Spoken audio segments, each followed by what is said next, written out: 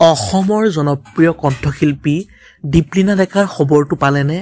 অনুৰাগীৰ বহুদিনৰ অপেক্ষাৰ অৱসান ঘটিল অৱশেষত। সামাজিক মাধ্যমত দীপলিনা ডেকাক শুভেচ্ছাৰে উপচাই পেলাইছে অসমবাসীয়ে।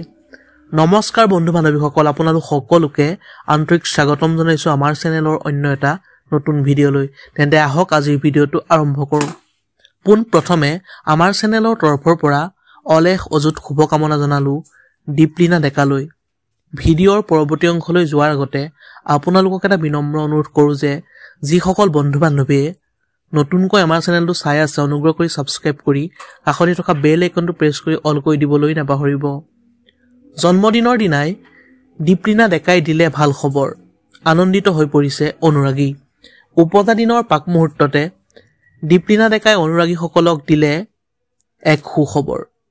দীৰ্ঘদিনৰ অনুৰাগীৰ জল্পনা কল্পনাৰ জবনিকা পৰিল। দীপলিনা ডেকাৰ ভাল খবৰটো বাৰু আপোনালোকে পাইছেনে?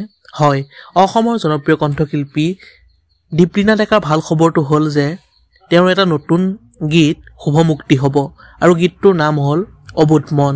বন্ধু বান্ধৱীসকল, আজিলৈ ভিডিঅ'টো আছিল ইমানেই।